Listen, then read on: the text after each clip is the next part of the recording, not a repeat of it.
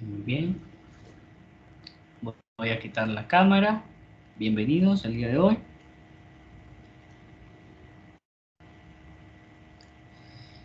Y me avisan cuando ya tengan la presentación ahí en la pantalla.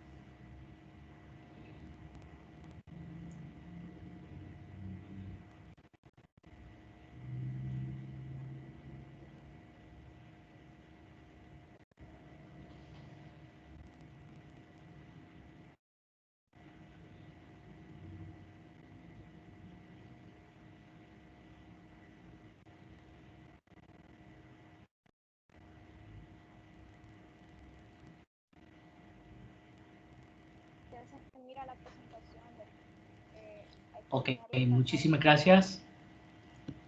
Ok. Para eso estoy aquí.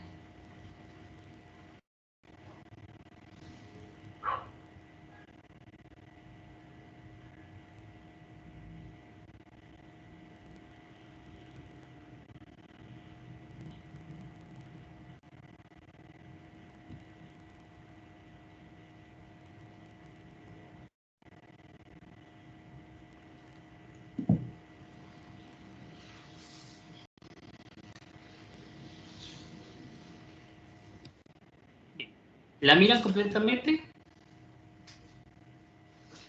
Sí, doctor. Ok, muy bien.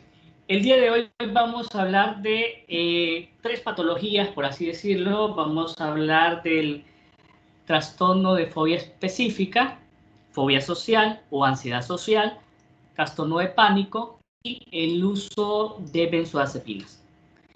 Para empezar la clase del día de hoy, les voy a decir que las benzodiazepinas probablemente son satanizadas y se consideran como la droga principal que indicamos nosotros los psiquiatras.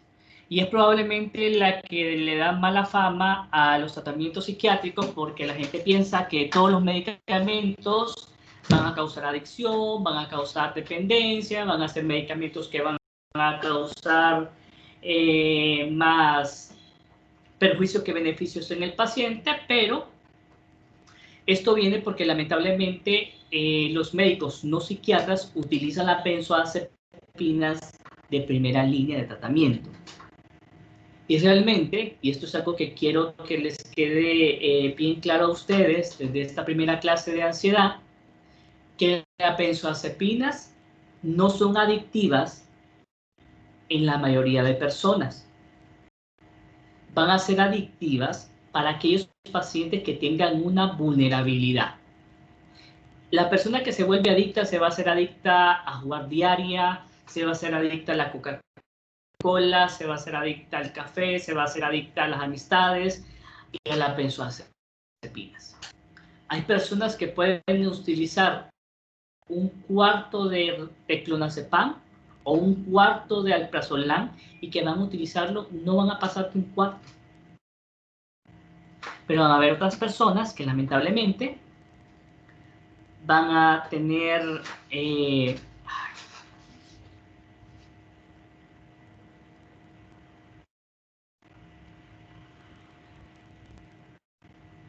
van a tener adicciones. Solo que no puedo agregar, no sé si ustedes pueden agregar a Aníbal o solamente yo puedo hacerlo. Solo el dueño del grupo puede hacerlo, doctor. Ok, muy bien, tengo que salirme, entonces ya le había mandado la invitación. Pero vamos a volver a, nos vamos a salir de acá.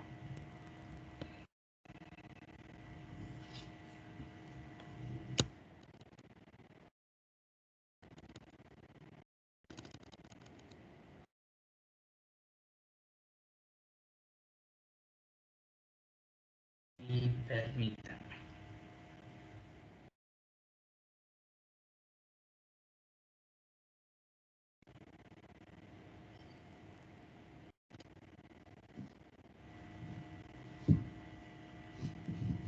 Angie Rodríguez.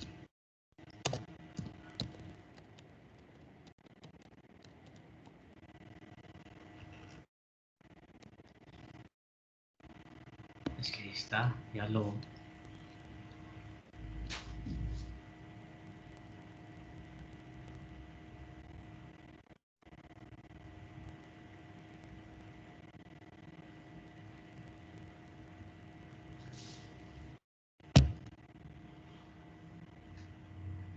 ¿Ya estás, Aníbal?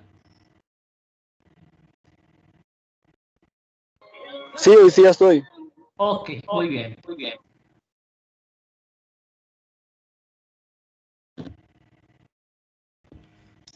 Me avisen nuevamente cuando ya tenga la presentación en la pantalla, ¿ya?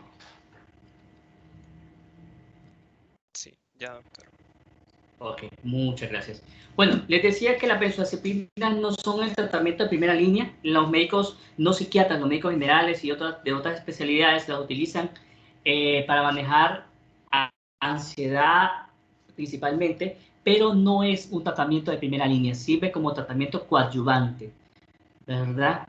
Y vamos a de forma superficial las fobias específicas porque no es una patología psiquiátrica que llegue a atención primaria, no va a ser una patología que llegue a la consulta externa de un centro de salud.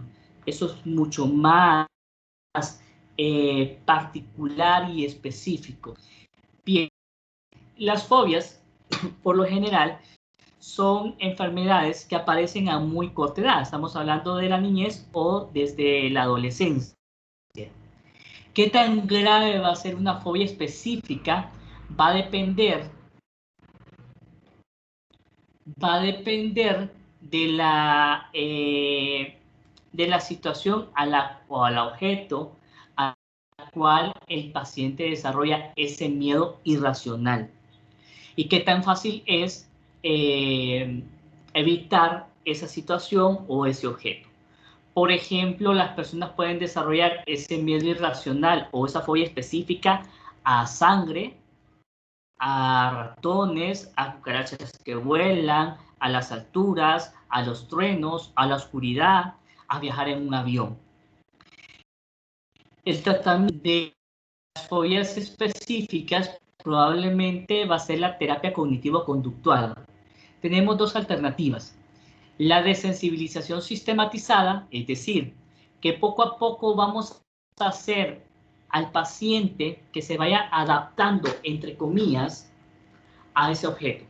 Por ejemplo, si le tiene miedo a las cucarachas o le tiene miedo a los ratones, lo primero que yo voy a tratar de hacer en las primeras sesiones con este paciente es que se imagine al ratón o que se imagine a la cucaracha.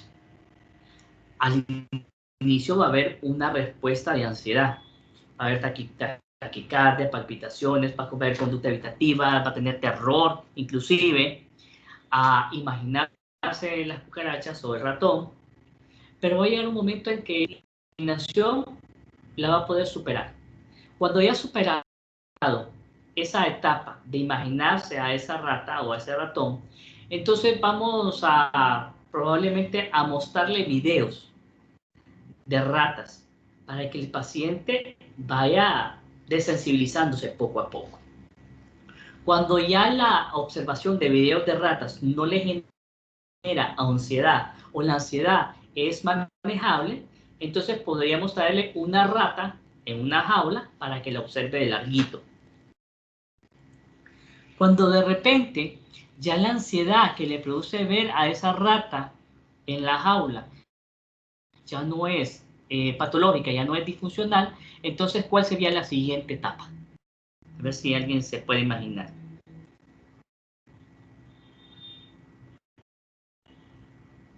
Entrar en contacto o un estímulo.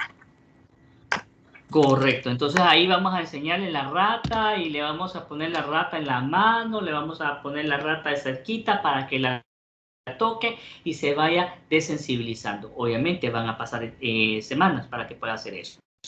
Bien, para la mayoría de fobias específicas, el tratamiento va a ser terapia cognitivo-conductual. Solo hay una fobia específica que se va a beneficiar del uso de benzodiazepinas, y es la fobia a volar, porque no le voy a decir al paciente, mire, vamos a hacer desensibilización sistematizada, vamos a mandarlo en un viaje de aquí a Choluteca, que son 25 minutos. Si tolera ese viaje a Choluteca, nos vamos a echar la próxima semana un viaje a Miami, que son 2 horas. Y después la última va a ser hacer un viaje a Australia, por ejemplo. Entonces, no podemos hacer eso. Entonces, en la fobia a volar, sí vamos a poder utilizar dosis de benzoazepinas. ¿Todos los días? No.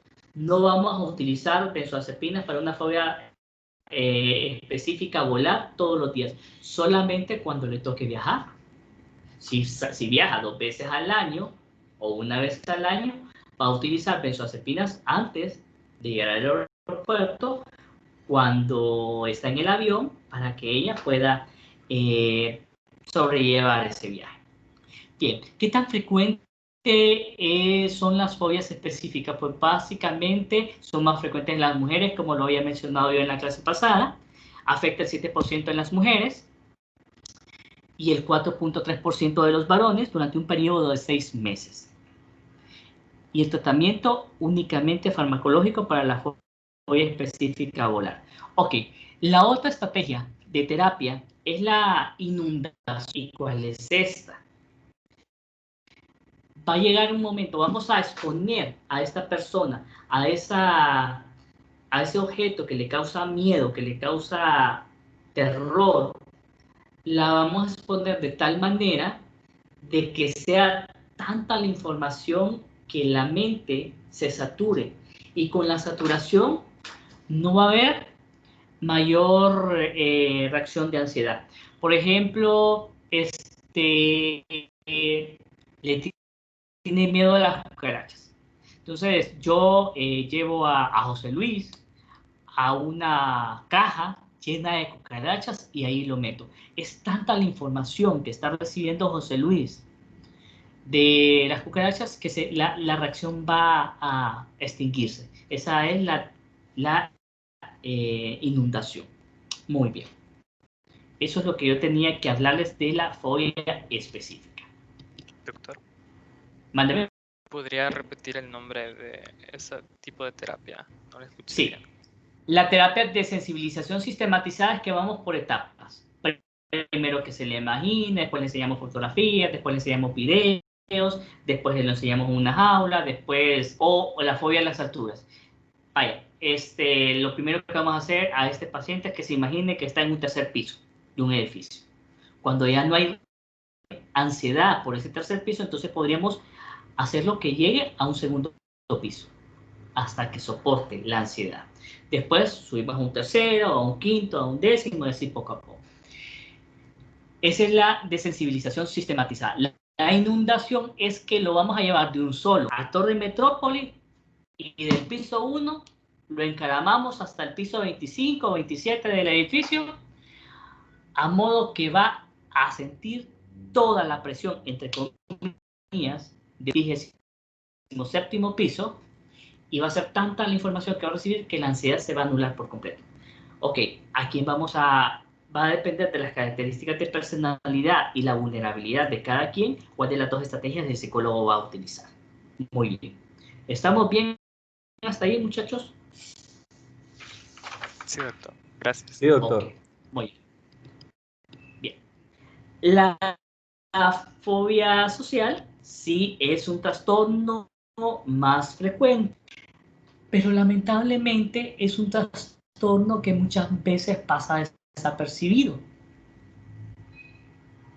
porque puede aparecer en etapas bien tempranas de la vida, puede aparecer en la adolescencia, puede aparecer en los primeros años de universidad o en los últimos de bachillerato. Entonces la gente piensa que es algo normal.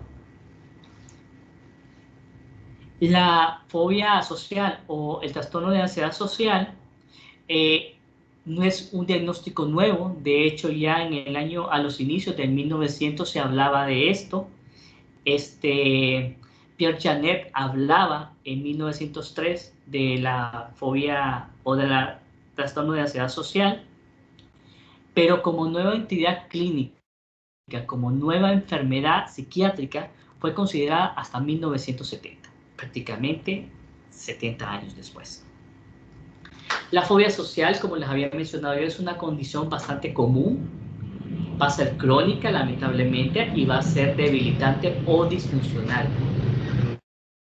que puede llevar al paciente a otro tipo de comorbilidades, como por ejemplo el consumo de alcohol y las adicciones.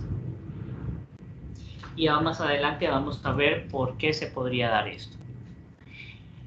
A pesar de que es bastante frecuente y es bastante común, lamentablemente, no es una patología que la gente busca atención, porque la consideran esa forma de ser de la gente. Es que mi hijo es tímido, mi esposo es tímido, mi esposa es tímida, mi hijo es callado, es apartado, es de pocos amigos.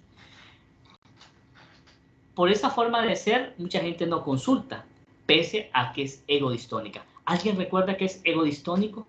Que lo vimos creo que en la clase pasada. Que va contrario al ego. Exactamente, que va en contrario al ego o al yo. Muy bien, correcto. Este trastorno es más frecuente en las mujeres, nuevamente menciono, en las mujeres puede cursar de 1.5 a casi 2.6% de la población general, y en los varones, pues un máximo de 1.7% de los varones van a cursar con fobia social. No se preocupen por los porcentajes, yo no pregunto porcentajes, solo hay como 2 porcentajes que yo pregunto en el examen. ¿Cómo se define la fobia social? Pues se define como un miedo intenso y irracional al escrutinio por parte de otras personas. Este es un miedo a sentirse expuesto ante la crítica, ante la mirada, ante la observación de otras personas.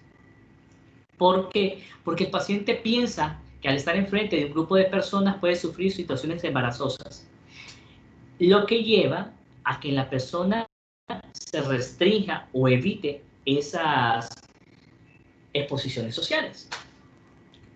Esta es una persona, por ejemplo, que, bueno, en casos graves, el paciente no va a querer salir de su casa. En condiciones graves, el paciente no saluda incluso. Puede haber personas enfrente de la casa y él prefiere dar la vuelta y entrar por la puerta trasera con tal de no saludar porque tiene miedo de tartamudear, de que se ponga rojito, de que se equivoque. Entonces, evita ese tipo de cuestiones.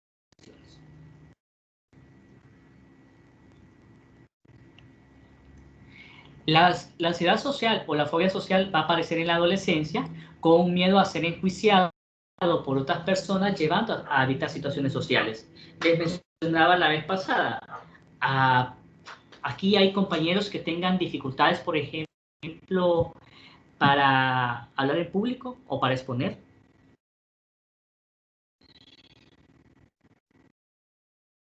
Yo había dicho que sí, pero solo al inicio. Ok, ya no.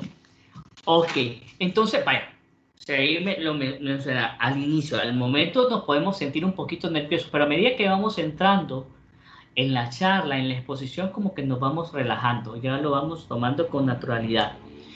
Cuando yo comencé a exponer en el posgrado, allá por el 2007, yo no tenía tanta facilidad para poder hablar en público. Después, con el otro médico que en paz descanse, mi viejo, no nos obligaba, pero sí era parte de.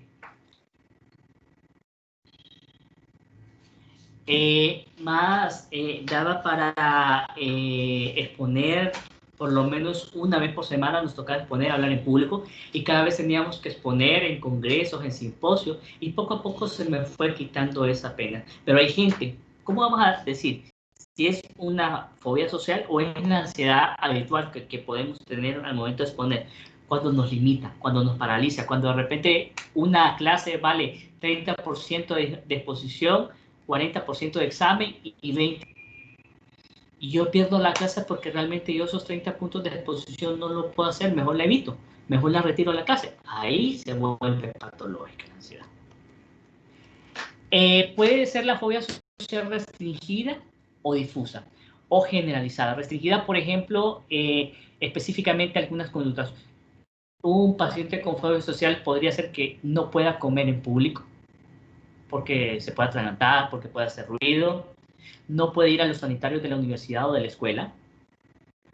No puede hablar en la iglesia o exponer en las clases de la universidad, pero bien que puede chistear con sus 2 o 3 amigos de colegio y de escuela, o puede practicar bastante bien con su familia dentro del hogar. Entonces, son como lugares específicos donde se puede dar esta fobia social. Pero la fobia social generalizada o difusa es que en cualquier lado. O sea, si solo está con los 2 hermanos, bien puede haber, pero si viene una tercera persona ahí que él no conozca, ahí se bloquea. Ni en la iglesia puede practicar. La fobia social lamentablemente se va a acompañar de otras sintomatologías como la baja autoestima y miedo a las críticas. Son personas que van más allá de ponerse rojitas, que hay gente que se pone rojita cuando habla en público. Esto es mucho más allá. Hay pensamientos irracionales. Y cuando la fobia social es tan grave, puede llegar un momento que el paciente, no, es que usted tiene que exponer a Aníbal. ¿Usted expone o expone? Y bueno, o sea, tiene que hacerlo. Y cuando está ahí, enfrente de los demás compañeros, entonces comienza a transpirar, comienza a tener dificultad para respirar y desarrolla una crisis de pánico. Lo que va a llevar probablemente a que este joven evite otras exposiciones sociales y lleva a aislamiento.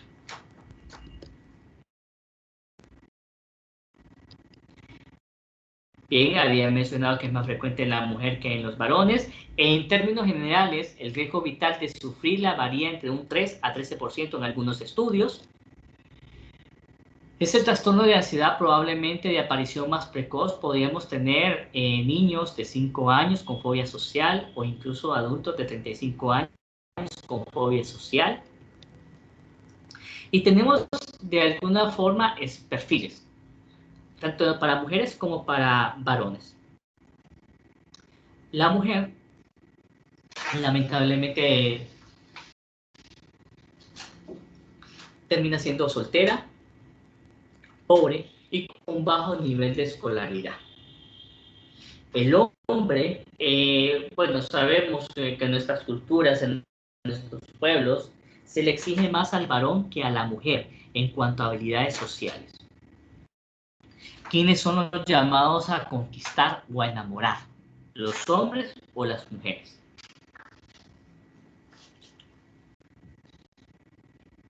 ¿Qué piensan ustedes? Normalmente son los hombres que enamoran. Correcto, social, que enamoran, correcto. ¿Y por cultura, cuál es el rol que tiene una mujer en la sociedad?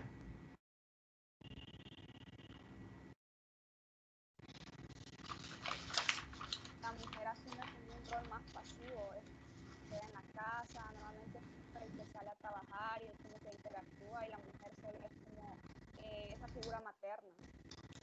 Exactamente. Entonces, lamentablemente, la mujer tiene una condición inferior socialmente en algunas comunidades, no en todas. Obviamente, si ustedes están estudiando, tienen el mismo derecho y tienen la misma capacidad de voz y voto. Pero para algunas personas sí les genera, pues, problemas, les genera dificultad. Entonces, los hombres tienen mayor tensión social y mayor carga laboral a menor edad. Entonces, se les exige más. Entonces, hay muchachos que son bien tímidos, que son callados, que no tienen capacidad. Ok, muy bien. Vamos a hablar un poco de la etiología y vamos a decir que realmente no hay un marcador biológico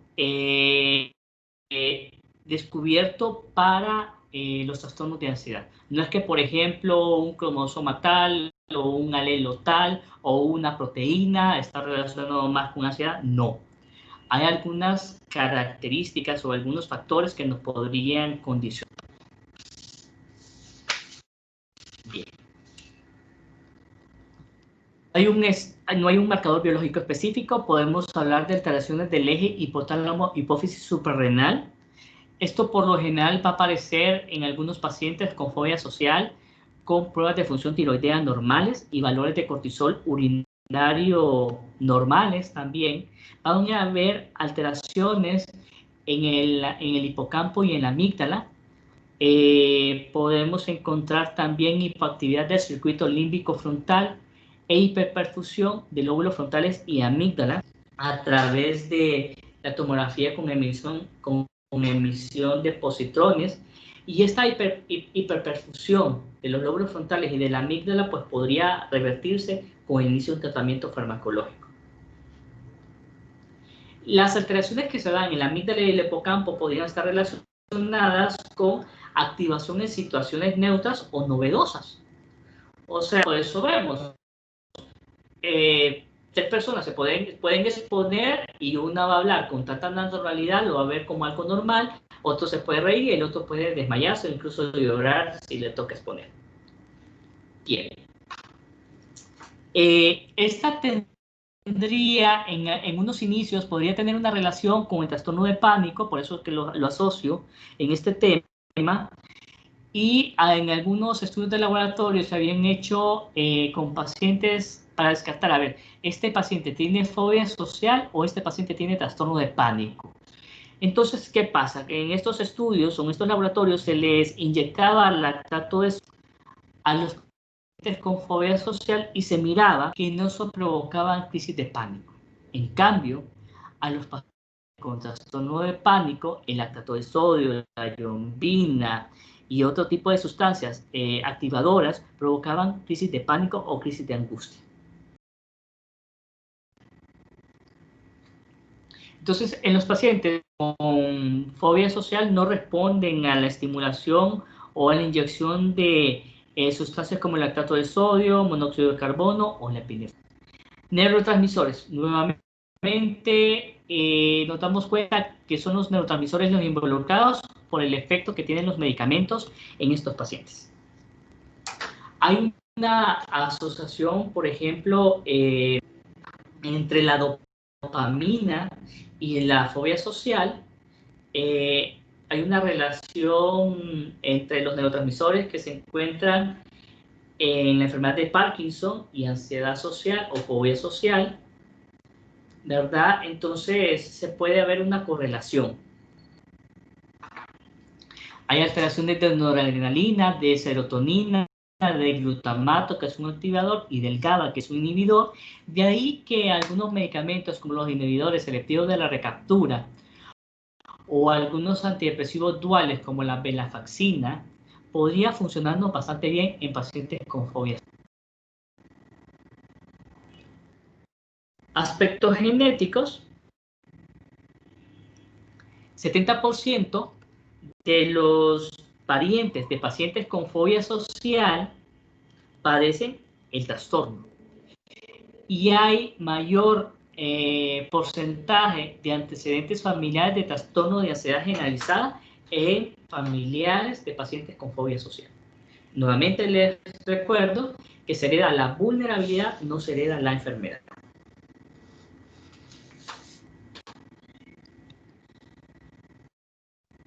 Cognoscitiva. ¿Recuerdan cuál es la triada cognitiva que se asocia en los trastornos de ansiedad? Que les mencionaba 3 cosas.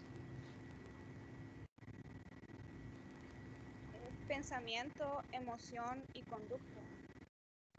Exactamente, muy bien. Entonces, esto es lo que sucede. La ansiedad no comienza con la taquicardia, no comienza con las palpitaciones, no comienza con el temblor o con el sudor. La ansiedad comienza con el pensamiento. Es ahí, en el pensamiento, en que comienza la ansiedad, y el pensamiento genera una emoción y esto va a llevar a una conducta. La triada, pensamiento, emoción y conducta. Esa es la etiología.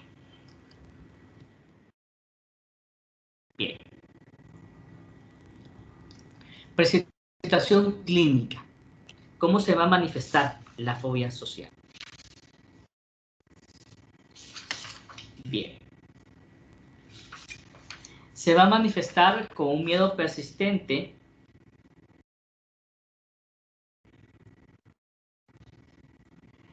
y severo al posible escrutinio por otros al miedo a hacer el ridículo o actuar de forma humillante o embarazosa.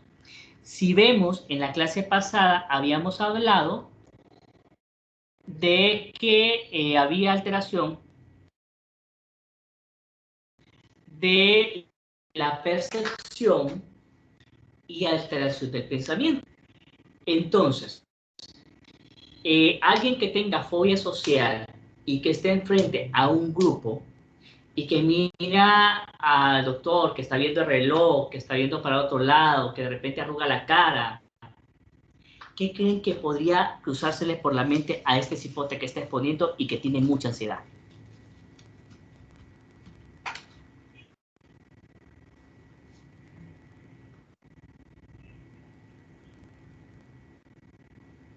Que se están aburriendo y que quieren que termine ya.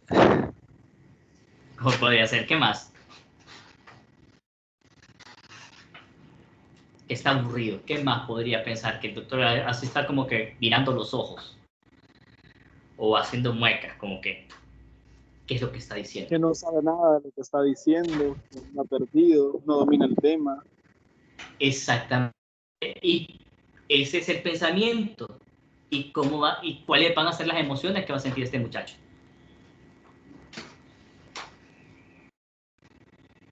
Se va a sentir humillado. Correcto. ¿Y qué va a hacer? ¿Cómo actuaría? Se va a poner más nervioso. Se va a poner más nervioso, probablemente comience a tartamudear más, comience a sudar más, comience a moverse de un lado al otro, a equivocarse cuando está leyendo. Entonces, ahí va desarrollándose eso. Entonces, y que de repente el doctor no esté arrugando la cara por la exposición de él, sino por alguna otra cuestión, pero él es esa atención selectiva que el paciente con fobia social está teniendo, o en general el paciente con ansiedad tiene atención selectiva, se fija en pequeños detalles y para él son significativos. Entonces, este paciente que tiene miedo persistente y severo puede pensar que está actuando de forma humillante o embarazosa, por ejemplo, al momento de hablar en público, hablar con extraños, al momento de hablar con la autoridad o en reuniones sociales. Entonces, para este paciente con fobia social, el exponerse a estas situaciones le genera demasiada ansiedad y descarga autonómica, como rubor, palpitaciones, temblor y sudoración. Pese a que el paciente reconoce que ese miedo es excesivo e irracional, no lo puede controlar, no lo puede manejar.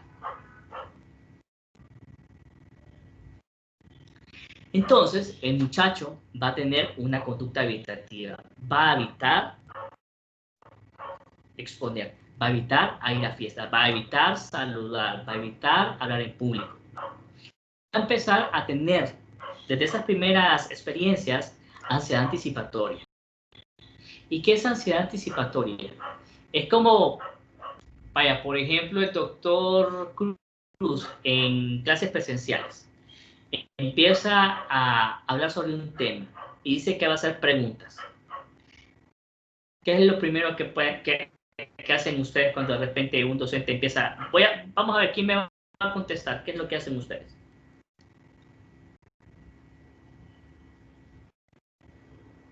Mirar para otro lado. Mirar para otro lado. ¿Qué más?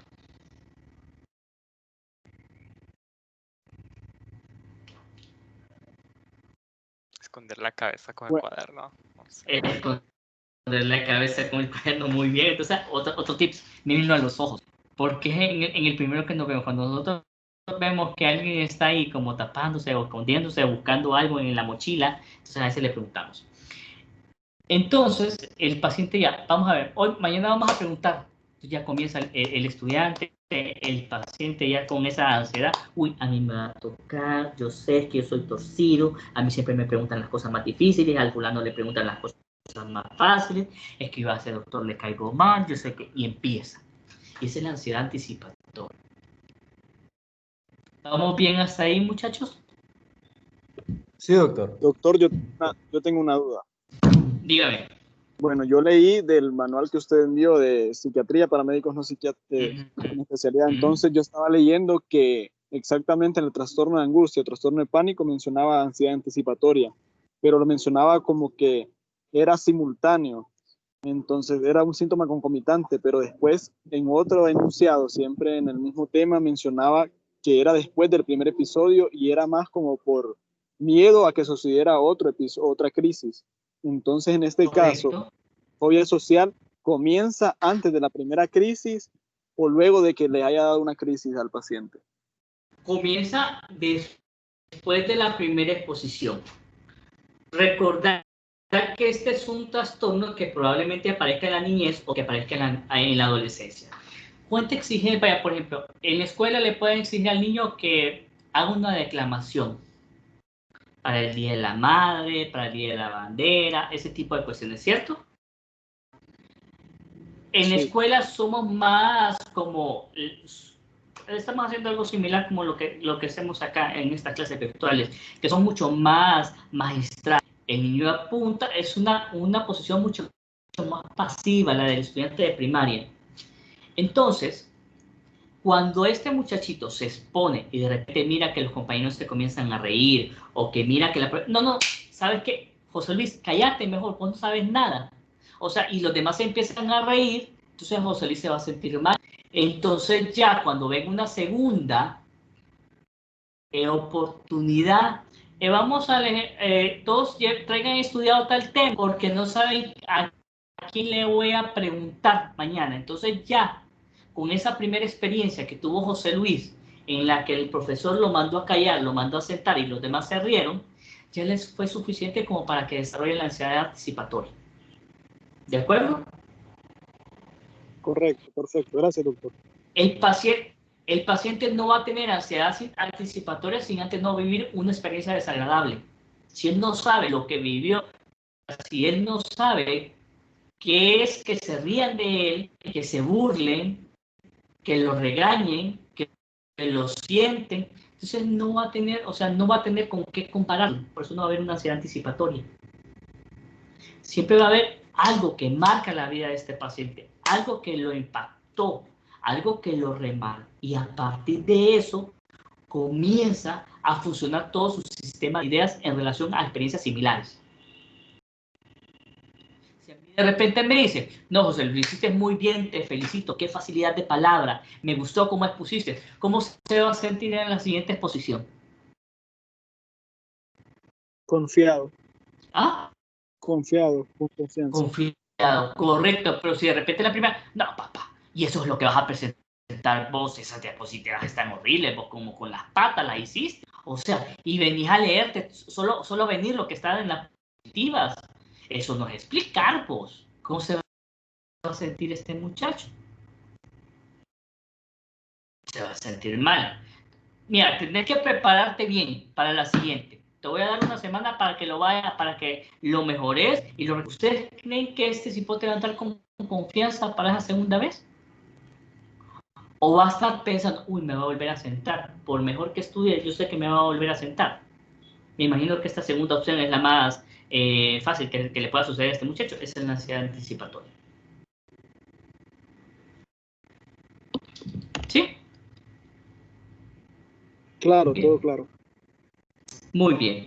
Tenemos diagnóstico diferencial. Hay algunas cuestiones, por ejemplo, hay gente, o antes en aquellos tiempos, había gente que utilizaba cafeína o despertar en aquel tiempo para desvelarse y poder estudiar. Yo recuerdo algunos compañeros que lo hacían. Yo tomaba café. Entonces, este tipo de sustancias, soforloco o AMP, podrían provocar taquicardia, palpitación, sudoración, temblor, hiperactividad y podríamos estar confundiendo de fobia social, sino que es otro tipo de manifestación. O que este cipote consumió marihuana antes de ir a exponer. Podría tener una síndrome de abstinencia. Algunos medicamentos, como por ejemplo... algunos hipoglicemiantes orales podrían provocar hipoglicemia y esto va a llevar a ansiedad secundaria del medicamento, a la hipoglicemia. Podría ser la fluoxetina o la sertralina, que son antidepresivos. Al inicio pueden provocar un poco de ansiedad. Para hipertiroidismo, pero aquí vamos a ver que el diagnóstico diferencial en una historia clínica o un examen físico, vamos a ver algunos cambios significativos en el examen físico. Trastorno pánico, que vemos que hay algunas diferencias. Sí, la fobia social, el paciente con fobia social, al momento de exponerse a esa situación social que le genera ansiedad, puede presentar una crisis de pánico. Sí, pero ahí vemos que esas crisis de pánico únicamente se presentan cuando exponen. Cuando lo ponen a reclamar, cuando le toca presentar paciente, cuando le toca exponer tema. Es el trastorno del pánico, que sabemos que es una ansiedad paroxística, una ansiedad súbita, que no hay ningún estimulante, ningún desencadenante evidente. Trastorno depresivo. El trastorno depresivo también se va a acompañar de baja autoestima, de una pobre imagen de sí mismo, de poca percepción de sus capacidades. Se va a devaluar constantemente, pero van a haber otros síntomas como la tristeza, el llanto, el descuido de la imagen corporal. El paciente con fobia social se podría arreglar bien bonito, ponerse su corbatilla, ponerse su camisa bonita para exponer, pero se bloquea. Mientras que un paciente con depresión no va a enfocarse tanto en la imagen corporal. Puede ir todo desalineado o no ir, o con dificultad de sueño. Y la personalidad evitativa, que algunos teóricos mencionan que la personalidad evitativa es como el mayor de fobias sociales que una persona puede presentar. Bien. Como parte de las comorbilidades, porque lamentablemente vemos que en estos trastornos no hay un diagnóstico puro, siempre van a haber comorbilidades. Tenemos el trastorno de personalidad por evitación, que se puede presentar hasta un 89% de los casos de pacientes con fobia social, y va a haber un solapamiento del trastorno hasta un 89% de casos. El alcoholismo se puede presentar en un 21% de los casos, y es que el alcohol en algunas personas puede servir como un relajante. Tiene alguna función similar al GABA, o inhibe o bloquea o actúa sobre los receptores AMPA o N-metildiaspartato, que normalmente son utilizados por el glutamato. Entonces aquí el alcohol compite. Entonces como que relaja. Bien. José Luis es un cipote tímido, callado, que le da miedo socializar, le da miedo practicar en público, le da miedo hablar. Pero viene Aníbal y le dice: no, Manfred, que te va a presentar una cipota, te va a presentar un cipote, vas a ver que te va a gustar, tereré, tereré, tereré. Pero es que a mí me da pena, man, no, a mí me da pena, yo no sirvo para esas cosas. No, yo te voy a regalar algo. Entonces allá llega José Luis con Aníbal a la fiesta, y Aníbal, de buen amigo, le regala una cerveza. José Luis nunca había probado cerveza, pero con esa cerveza se relajó. Se relajó, bailó, platicó con la chava, intercambiaron números, se la pasó genial. Pero José Luis entendió que la única forma de socializar es bajo el efecto del alcohol. Y el alcohol, poco a poco, va provocando tolerancia en el cuerpo del humano. Entonces ya no va a ser una sola cerveza, la persona va a necesitar 2, va a necesitar 3. Entonces, de repente, podríamos tener algunos pacientes o algunos amigos que consumen alcohol, que son callados, y una vez que consumen alcohol, son el alma de la fiesta. Y están contando chistes, y bailan, y hasta abajo, hasta abajo, hasta abajo, el perreo intenso, como dicen ustedes. Y les ayuda. Pero aquí vemos que el remedio, entre comillas, salió más grave que la enfermedad. Depresión y suicidio. La ideación suicida se puede presentar casi en un 10% de los pacientes con fobia social, y la comorbilidad con depresión podría ser de un 15 a un 16% en los pacientes. Trastorno bipolar es otra comorbilidad que se puede dar, y el trastorno de pánico, porque al principio el paciente puede tener crisis de pánico únicamente cuando se expone a esa situación social, pero lamentablemente poco a poco las crisis de pánico pueden aparecer de forma súbita sin ningún desencadenante. Ahí tenemos una comorbilidad. Y hay otro trastorno que podría asociarse a la fobia social, que es el trastorno dismórfico corporal, que es cuando el paciente evita ser expuesto, no porque tenga miedo a la crítica, sino porque considera que es muy orejón, o que su cara está llena de acné, de cicatrices, o que tiene los dientes chuecos, o que la nariz es muy grande, o muy chiquita, o muy puntiaguda. Entonces a eso le da temor. Él exagera una característica de su cuerpo y él se siente mal. Otros trastornos puede ser trastorno de comportamiento alimentario, la anorexia nerviosa o la bulimia nerviosa, también podrían tener comorbilidad con la fobia social. ¿Cuál es el tratamiento de la fobia social? La de primera línea, el tratamiento farmacológico, la primera línea son los inhibidores selectivos de la recaptura de serotonina. Tenemos la fluoxetina, tenemos la sertralina, tenemos la paroxetina, el escitalopram. La benzoazepina, si ustedes ven ahí, las pongo yo de segunda línea, porque es tratamiento coadyuvante. Es un tratamiento coadyuvante, es un tratamiento que el paciente va a tomar acompañando a los IRS. Algunos pacientes se podrían beneficiar con la utilización de betabloqueantes, principalmente con el propranolol, que no es selectivo. Entonces, podría ser que este paciente que utiliza propranolol utilice de 5 a 20 a 40 miligramos, unos 30 a 60 minutos antes de la exposición. ¿En qué le va a ayudar la betabloqueadores al propranolol? En la taquicardia, en las palpitaciones, en el temblor.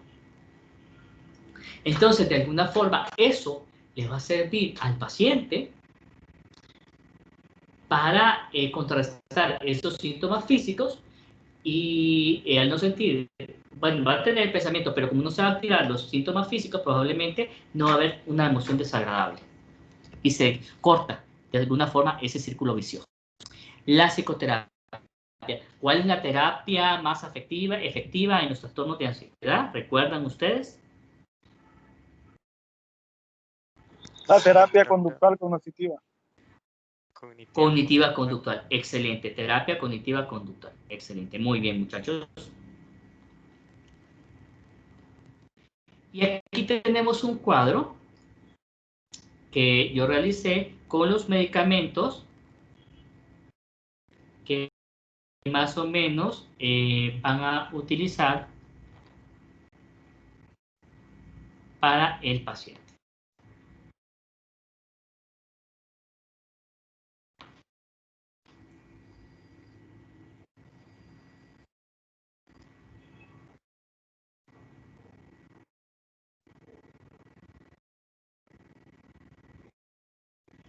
Permítanme, estoy haciendo algo aquí.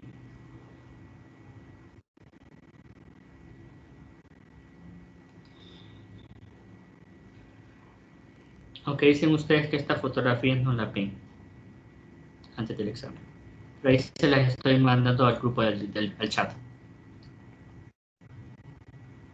para que la tengan ahí.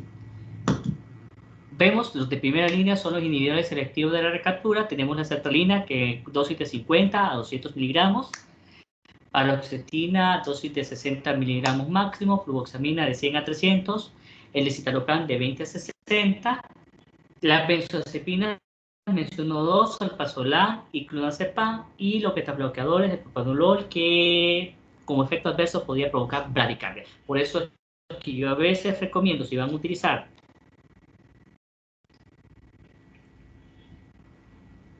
beta bloqueadores, que lo utilicen antes, si no se van a desmayar. desmayar o vayan a tener una lipotimia a consecuencia de la dosis del medicamento. Muy bien. ¿Preguntas de la fobia social, muchachos? No, Muy bien.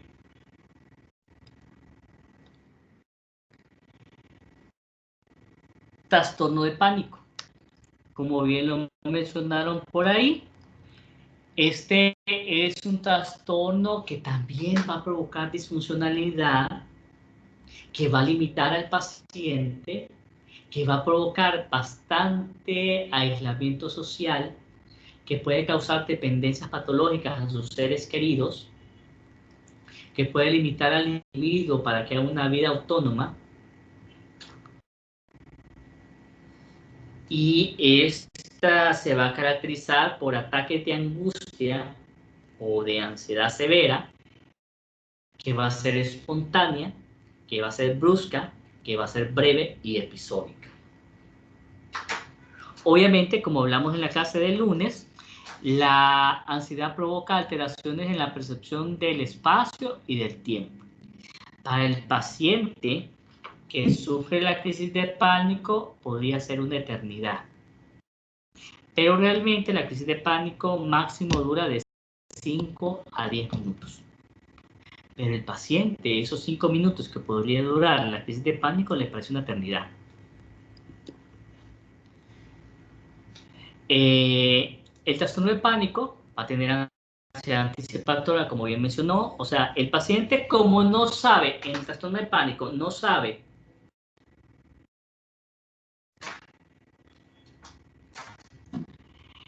el paciente con ansiedad paroxística o trastorno de pánico no sabe en qué lugar le va a causar la crisis, no sabe si va a estar manejando, o va a estar en el mall, o va a estar en el cine, o va a estar comiendo, o va a estar acostado, va a estar durmiendo, va a estar solo, va a estar acompañado. Entonces va a generar una ansiedad anticipatoria porque no sabe en qué momento le va a ocurrir. Esa es la ansiedad anticipatoria. Y 70% de los pacientes con trastorno de pánico desarrollan conducta de evitación, principalmente en pacientes con agorafobia. ¿Alguien recuerda qué es agorafobia o leyeron qué es agorafobia? Es como ese miedo a situaciones que el paciente cree que le pueden causar una crisis de pánico. Correcto. Evitar, no solo que le puedan causar, sino que sí. Como por ejemplo, ¿cuáles me podrías decir? ¿Qué lugares o qué situaciones? Como ir a lugares públicos o le podría causar, tendría miedo podría evitar esos lugares públicos como los moles. Correcto. Sí, puede causarle pánico, pero también puede tener dificultades para recibir ayuda. Por ejemplo, un paciente con trastorno de pánico le va a dar miedo, por ejemplo, meterse en un bus interurbano o un bus urbano en medio. Un paciente con trastorno de pánico le va a dar temor sentarse en la última silla de un aula, lejos de la puerta. Le va a dar temor meterse a un banco. Antes, no sé, ya había visitado los bancos, pero el Banco de Occidente y el Banco Promérica creo que tenían esas puertas giratorias, no sé si las han visto ustedes. Entonces, estos pacientes les dan miedo. Entonces, evitan todos esos lugares de los cuales él piensa que en una crisis de pánico no puede recibir ayuda o no es fácil escapar. Esa es la agorafobia. ¿Alguno de ustedes ha tenido crisis de pánico alguna vez?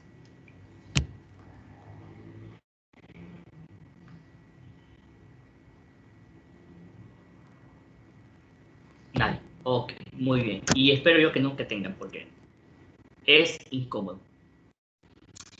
Bien, en la población general, el 11% de las mujeres podían presentar crisis de pánicos al menos una vez en la vida, y el 7% de los hombres.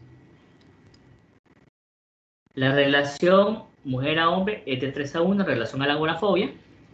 La edad promedio de aparición del trastorno es más o menos a los 25 años. La prevalencia es del 15% en consultas médicas especializadas por cardiología. ¿Por qué creen que un paciente con trastorno de pánico puede llegar a cardiología o a medicina interna? Que se puede confundir por un infarto, el dolor torácico. Que Correcto. puede... Exacto. Entonces, muchas veces el paciente le piensa, o sea, piensa lo primero, uy, me dio un dolor en el corazón, esto es un infarto. Esto es la presión, es un infarto, un derrame cerebral que me está dando. Entonces, el paciente va primero donde el cardiólogo lo descarta la organicidad, después lo puede mandar donde el psiquiatra. Hasta 90% de los casos tiene otros trastornos psiquiátricos comórbidos.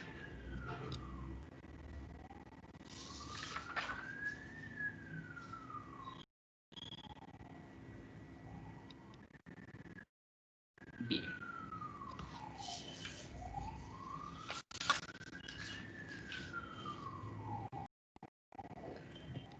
En etiología tenemos aspectos neurobiológicos.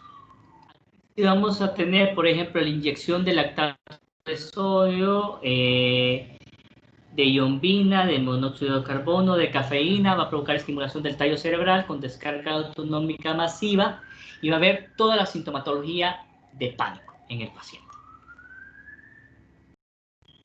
En cuanto a los factores de neurotransmisores, va a haber una desregulación o una disfunción de la noradrenalina.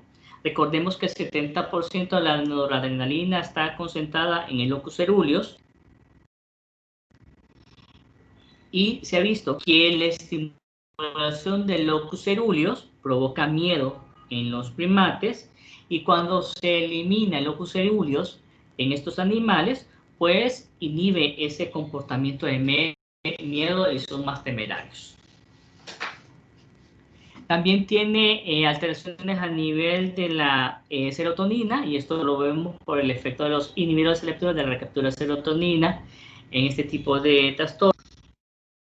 Y el GABA, pues, por el efecto de las benzoazepinas, que inhibe el locus coeruleus y disminuye la ansiedad. Aspectos genéticos. El 25% de afectados tienen, el 25% tienen afectados en familias de primera generación. Y hay una concordancia genética en gemelos monocigotos de un 31%. Entonces se ve una correlación, una vulnerabilidad genética. Aspectos cognitivos, la tríada, pensamiento, emoción y conducta, y la disfunción respiratoria. Esta es una teoría que habla que el paciente con trastorno de pánico tiene una respiración superficial y una hiperventilación crónica. Esto para modificar los niveles de CO2 que son bien sensibles, puede provocar crisis de pánico. Entonces el paciente aprende a respirar de una forma más superficial. Otras teorías. El paciente, otras teorías es inhibición ante lo nuevo. Ok, muy bien. ¿Tienen sobrinitos o hermanitos pequeñitos como de 2, 3, 4 años?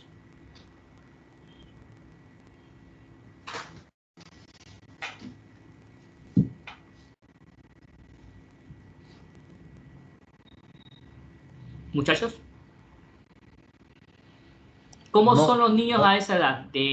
De 1, 2, 3 años. ¿Cómo son? Exploradores. Exploradores, muy bien. Pero si de repente tiene una madre o una abuela o un padre, no toque ahí. Cuidadito. Eso es peligroso. No se vaya por ahí. Mire, no toque ahí, no me vaya a caber nada. ¿Cómo se van a comportar estos niños? Se van a retraer. Yo creo Se que van a retraer, van a estar ansiosos. Ajá. igual pueden desobedecer y hasta que sientan el estímulo de peligro van a aprender que es peligroso. Correcto, pero a veces no son tanto peligrosos, sino que la familia, la madre o el padre son muy ansiosos, entonces el niño va aprendiendo que todo lo que es nuevo puede ser peligroso. Entonces, eso puede desencadenar crisis de ansiedad, no solamente crisis de pánico, sino otro tipo de trastornos. Eventos vitales, como por ejemplo, abusos, maltratos, violencia, accidentes, todo eso. Y conductas parentales amenazantes o críticas, que lo había relacionado con la inhibición ante lo nuevo, que de repente estos niños los amenacen con pegarles y toca aquí o toca allá o se andan caminando. Bien.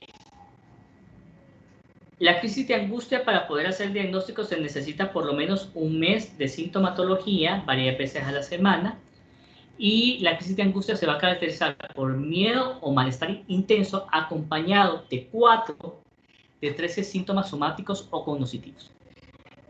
La duración máxima es de 10 minutos. El paciente va a vivir esa experiencia con sensación de peligro o de muerte inminente y con una necesidad urgente de escapar. El pensamiento del paciente con trastorno de pánico tiene 3 posibilidades. Me estoy volviendo loco, voy a perder el control o me voy a morir. Y estas 3 cosas lo hacen al paciente mucho más vulnerable, por eso tiene esa conducta de evitación, esa conducta de agorafobia. Y si yo estoy en el mall y me pega esta crisis de pánico, ¿cómo hago para salir? O si estoy en el bus y me pega esta crisis de pánico, ¿cómo hago para salir? Y si estoy en el banco, ¿cómo voy a hacer para salir? Y la agorafobia es la ansiedad al encontrarse en lugares o situaciones donde escapar puede resultar difícil o embarazoso y no se puede disponer de ayuda, generando conducta de evitación. Les voy a contar una anécdota con un paciente que tuvo crisis de pánico, el muchacho. Entonces, a ese pensamiento automático, nosotros le pusimos con el muchacho, le pusimos la mente estúpida. Perdonen la palabra. Pero él decía, mira, doctor, es que yo me siento mal cuando de repente me pega el mareo y siento que me va a dar. Entonces yo pierdo el control en ese momento y me da mucha ansiedad. Entonces, digo, ¿y qué pasa si le da? Entonces, en una de esas, estaba en la oficina, tenía a sus compañeros, muy buenos compañeros alrededor, y le quiso dar. Ay, si me da, del piso no paso. Y así fue venciendo ese temor y esa ansiedad anticipatoria. Del piso no paso.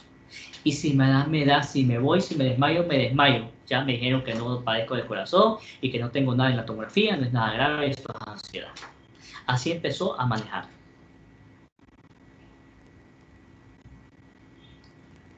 Había mencionado el método de evolución. El paciente va a tener ansiedad anticipatoria y preocupación por las consecuencias de las crisis.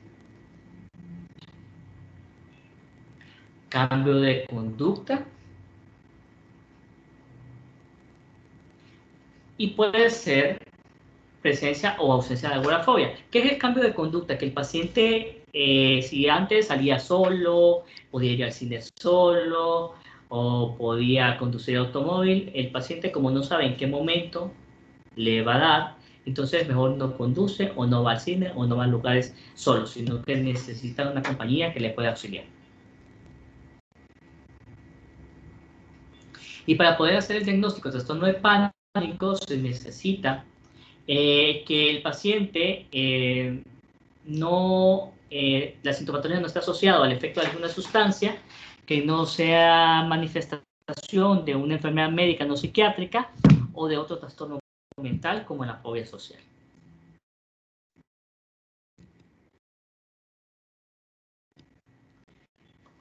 De esto necesitamos, además del miedo irracional o grave, en la ansiedad necesitamos también 4 de esos 13 síntomas: palpitaciones, sacudida del corazón o elevación de la frecuencia cardíaca, sudoración, temblores o sacudidas, sensación de ahogo o falta de aliento, sensación de atragantarse, opresión o malestar torácico, náuseas o molestias abdominales, inestabilidad, mareo o desmayo, desrealización, que ya la habíamos visto, que creo que Carla fue la única que me presentó la tarea y alguien más por ahí.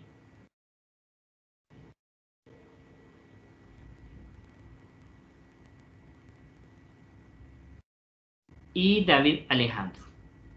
Ok.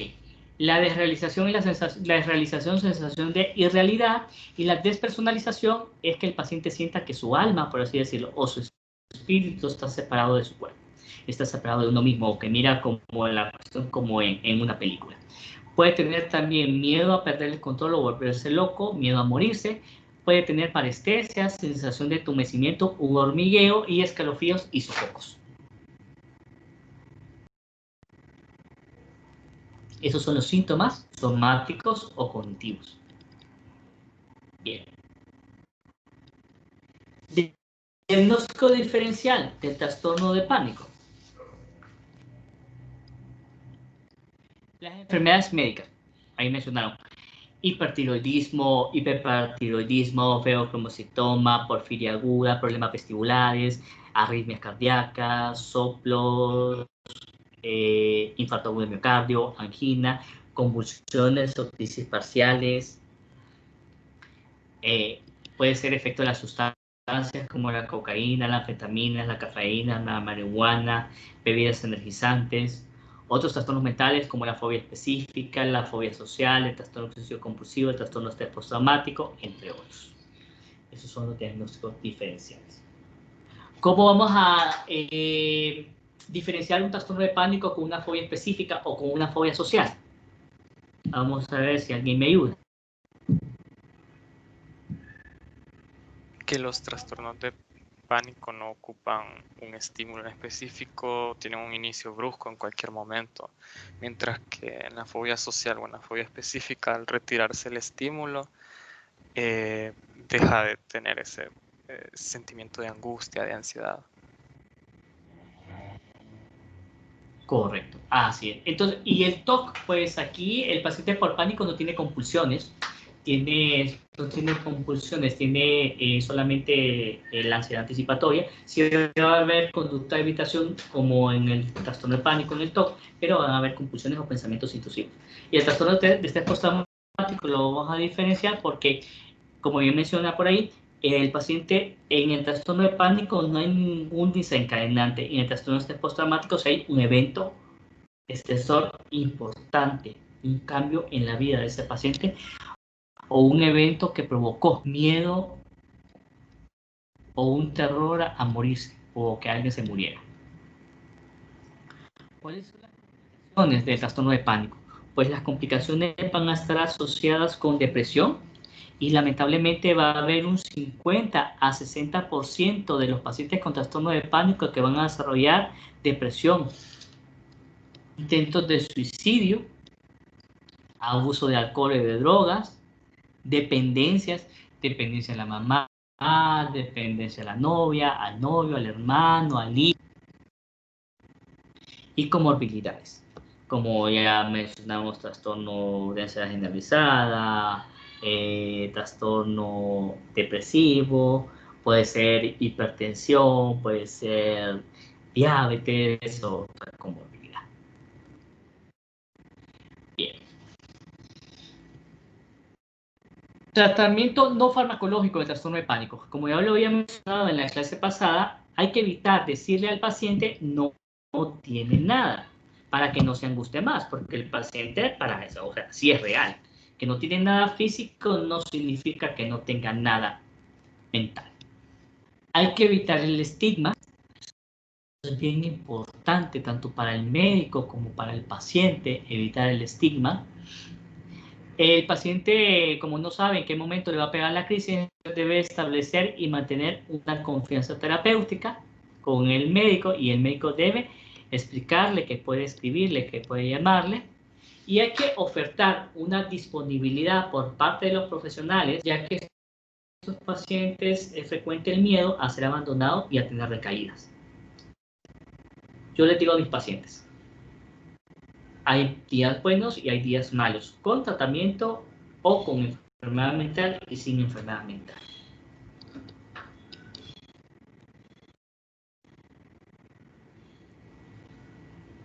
Una vez que la crisis haya pasado en el paciente, que no sea una crisis aguda, pero que tenga el trastorno de pánico, debemos tranquilizar al paciente. Afortunadamente no es una enfermedad orgánica que ponga en riesgo su vida y podemos complementar nuestra actuación entregando consejos de actuación por escrito. Vamos a psicoeducar al paciente. ¿Para qué? Para favorecer la adherencia al tratamiento y asegurar el cumplimiento del mismo. Vamos a educar al paciente y a la familia para trabajar en que ellos puedan identificar los signos precoces de recaída. Una de las cosas que más descompensa a la población, al paciente de psiquiatría, es el sueño. Una alteración en el patrón del sueño puede llevar a una descompensación de un trastorno bipolar, de una esquizofrenia, de depresión o de ansiedad. Entonces el paciente puede ir observando cuáles son los posibles primeros síntomas que me diga a mí ya me estoy descompensando. Y educar también no solamente al paciente, sino a los miembros de la familia como cómo actuar en casos de crisis, que no vayan a salir corriendo. De repente mis pacientes o los familiares de mis pacientes saben que cuando viene una crisis de pánico, lo que tienen que hacer es colocarle una pastilla de alprazolam debajo de la lengua, ya sea de liberación sublingual o de sechita, de polvito debajo de la lengua, y eso le va a ayudar a contrarrestar los síntomas de ansiedad en 5 o 10 minutos, mucho más rápido. Y el tratamiento farmacológico del trastorno de pánico, ¿cuál va a ser? Va a ser el de primera línea, los inhibidores selectivos de la recaptura de serotonina, citalopram, escitalopram, paroxetina, sertralina, que se va a mantener el tratamiento durante al menos un año en dosis plena y otros 3 años a media dosis. Y aquí sí voy a decirles que yo soy ahí sí miento. Imagínense cómo se va a sentir un paciente que le diga yo que va a tomar tratamiento por 4 años. ¿Cómo se sentiría? ¿Qué piensan ustedes?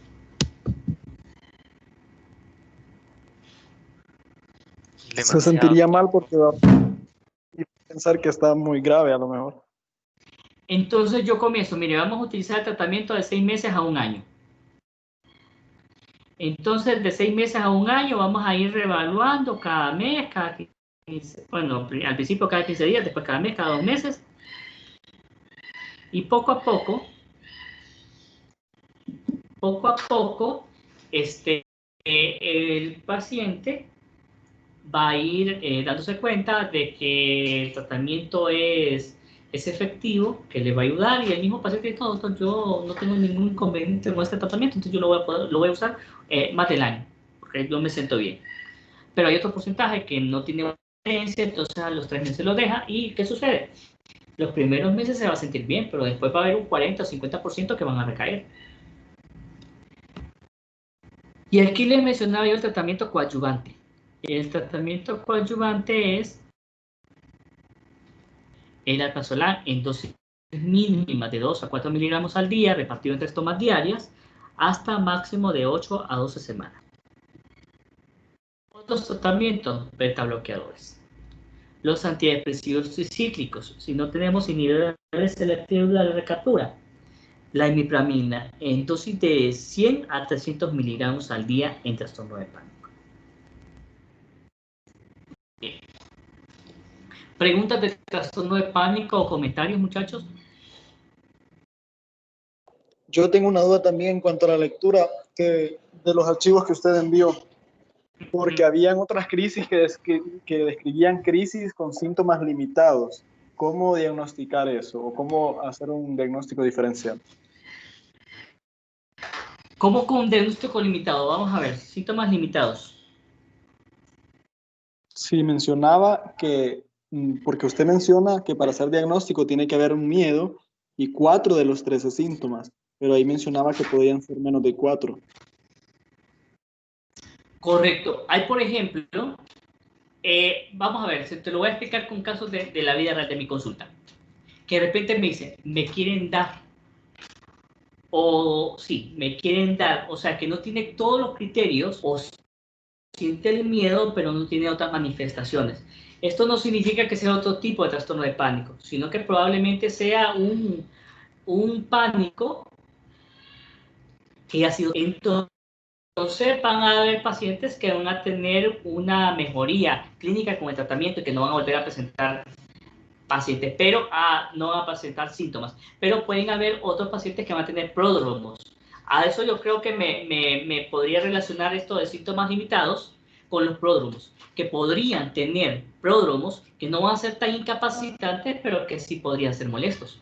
Una de las cosas que yo le digo a mis pacientes cuando llegan consulta y ya han agarrado confianza conmigo, es que siempre anden un alprazolam en la bolsa de la camisa o en la bolsa del pantalón.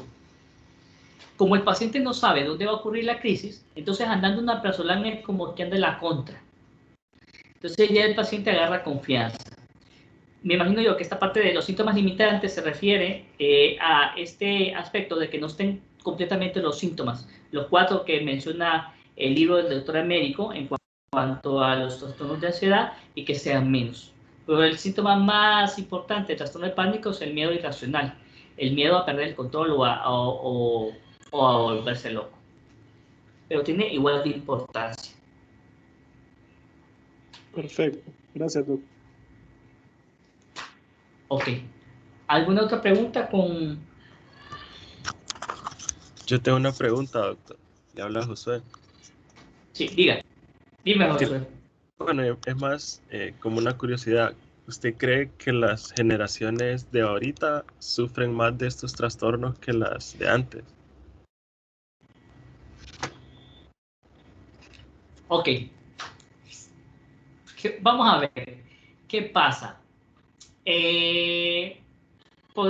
Siempre añoramos los tiempos de atrás. Siempre añoramos los tiempos viejos. O sea, siempre añoramos que antes era más barato, como en Lempiras comprabas más cosas, ahora si en Lempiras no vale nada. Siempre pasamos añorando la antigüedad. Pero que en unos tiempos mucho más acelerados, con mayor exigencia, con mayor acceso a información, con más comunicación, más avance de la ciencia médica, menos tabús en cuanto a la psiquiatría y a la psicología. Tal vez en aquellos tiempos, por ejemplo, en la fobia social, la gente era así y no le buscaban atención y se quedaban en la casa atendiendo a los papás o trabajando en la tierra en trabajos solitarios que no demandan mayor exigencia. Entonces puede ser que en aquel tiempo no es que se parecía menos, sino que tal vez no había tanta educación para buscar ayuda en cuanto a estos trastornos mentales. Pero por otra, esa podría ser una explicación. Y la otra, que vivimos en un mundo acelerado. Hay mayores exigencias para todos. Mayor tráfico, mayores deudas. Ayer estaba leyendo, por ejemplo, que tenemos una generación que lamentablemente se supone que está más educada, tiene un mejor nivel académico que tal vez los padres y que los abuelos, pero lamentablemente no tienen una capacidad, un poder adquisitivo. Hay generaciones que no pueden comprarse una casa, que no pueden comprarse un terreno,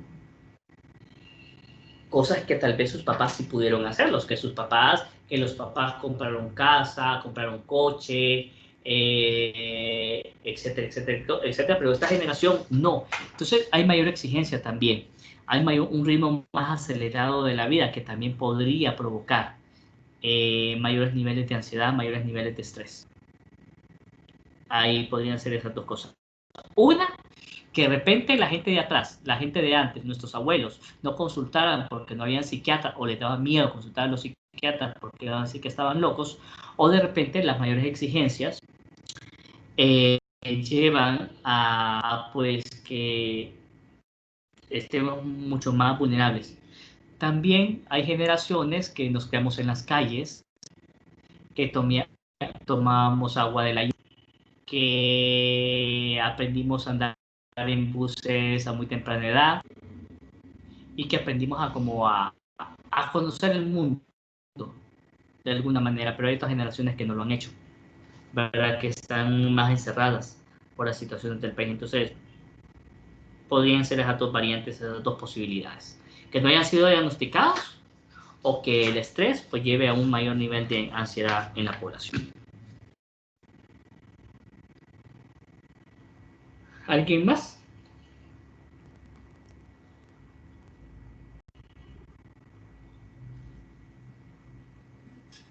Doctor, Vamos a hablar de la benzoacetina. Dígame. solo quería preguntarle, habla Valeria.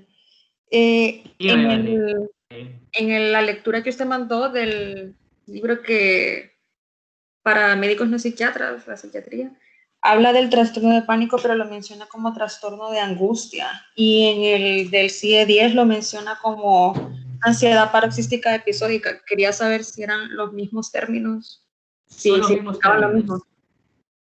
Son los mismos términos, trastorno de pánico o de angustia o paroxística. Este trastorno paroxística o de ansiedad paroxística es que no tiene ningún desencadenante. Llega de alguna forma súbita, o sea, no hay nada que lo desencadene, nada que lo active, por eso es que es paroxístico. Pero son sinónimos. Lo que más utilizamos son el trastorno de pánico o de angustia. Esos son los nombres que más utilizamos. Perfecto, muchas gracias. Muy bien. Ok, muy bien, jóvenes. Con las benzoazepinas vamos a mencionar que aparecieron casi al finales de la década de los 50. La primera que utilizaron fue la clordiazepóxido y después en 1963 apareció una famosa, la vieja confiable, que es la diazepam. Y el nombre se ve prácticamente la estructura molecular, ¿verdad? Estas van a tener eficacia en el tratamiento de los trastornos de ansiedad, van a ser eficaces, tiene función anestésica, biorelajante, antiepiléptica y ansiolítica. Y uno de los que han demostrado dentro de la benzodiazepinas que han demostrado mayor eficacia para el manejo de los trastornos de ansiedad social es el alprazolam y el clonazepam. ¿Cuál es la dosis que recomienda alprazolam? 1.5 a 6 miligramos al día y el clonazepam de 1.5 a 3 miligramos al día. Estas se podrían dividir en 2 dosis o 3 dosis. Ok, algunos tips. Alprazolam tiene una vida media más corta en comparación al clonazepam. Y alprazolam tiene menos efecto sedante, tiene buen efecto ansiolítico y menos efecto sedante. Podría utilizarlo en el día sin provocarle tanto sueño al paciente. Ojo, siempre se recomienda que el paciente no conduzca automóvil, que no utilice maquinaria pesada, ni que ande utilizando herramientas con las cuales se pueda provocar daño. Hay pacientes que pueden bajar el sueñito, hay otros pacientes que no, pero los primeros días que se dé cuenta cuál es el efecto que va a tener con el alprazolam. Paciente con ansiedad y que duerma bien, alprazolam. Paciente con ansiedad y dificultades para dormir, probablemente la clonazepam podría tener mejor beneficio. La clonazepam tiene efecto sedante, tiene una vida media más larga y tiene efecto ansiolítico. Bien. Otro dato importante que quiero recalcar aquí en esta primera diapositiva. Las benzodiazepinas son adictivas, en poco porcentaje va a provocar adicción. Va a depender más del paciente, de su vulnerabilidad y de las posibles dependencias adicionales que tenga para que desarrolle dependencia. Pero por regla general, para evitar que el paciente se vuelva dependiente a la benzodiazepina, se recomienda utilizarlas menos de 8 semanas de tratamiento continuo. Obviamente tenemos algunas indicaciones de uso crónico de benzodiazepina, principalmente el clonazepam.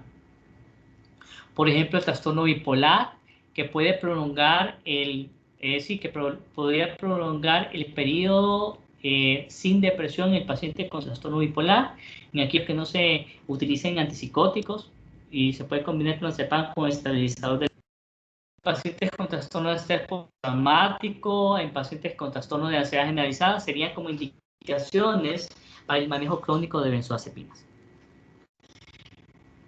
Para evitar la dependencia física, menos de 7 semanas, menos de 7 a 8 semanas en el tratamiento de benzodiazepinas. ¿Tienen efectos sedantes? Sí. Algunos médicos lo utilizan como principal tratamiento de control del sueño, pero sí les recomendaría que para manejo del sueño solo se dé en dosis de 7 a 10 días, porque es bien raro tener un insomnio primario. Por lo general, el insomnio es una manifestación, es un síntoma de ansiedad o de depresión o de algún otro trastorno mental o una enfermedad médica. Entonces, en esos primeros 7 días que hagamos dormir al paciente, podríamos investigar en una siguiente consulta qué otros síntomas tiene para poder aclarar el diagnóstico. Bien, lo había mencionado antes, tiene efecto sedante, principalmente la diazepam y el clonazepam, ansiolítico rápido, utiliza en el insomnio como el triazolam y el clonazepam. En la ansiedad, en agitación, en catatonia aguda relacionada con trastorno bipolar es efectivo el lorazepam. También tiene función anestésica o preanestésica, antiepilépticos o miorrelajantes. Hay un riesgo de dependencia física y psicológica en uso prolongado, por lo que se recomienda utilizar menos de 7 a 8 semanas. Y es importante recalcar, como lo he hecho en toda esta clase, que las benzodiazepinas se utilizan como tratamiento complementario o tratamiento coadyuvante, no como tratamiento de primera línea para manejo de ansiedad. Si lo utilizamos de primera línea para el manejo de ansiedad, sí podríamos tener riesgo de provocar dependencia. La adicción a las benzodiazepinas es poco frecuente y yo les digo a mis pacientes que aprendan a jugar con las benzodiazepinas. O sea, que las benzodiazepinas para ellas, para los pacientes, sean como unos conocidos. ¿Qué pasa con los conocidos? Si yo los veo hoy, me voy a alegrar, pero no me van a hacer falta. Y el antidepresivo va a ser como su mejor amigo o como su sombra, que va a ser algo que lo va a acompañar durante el tratamiento, que debe tomarlo, llueve, truene o relampaguee. Sobredosis pueden ser letales, las sobredosis, y muchas veces el paciente que hace intentos suicidas utiliza benzodiazepinas y utiliza otro tipo de medicamentos. Y para contrarrestar la sobredosis va a utilizar la flumazenil. El flumazenil es un medicamento que va a competir y va a utilizar esos receptores GABA y va a romper esa relación de las benzodiazepinas con esos receptores benzodiazepínicos.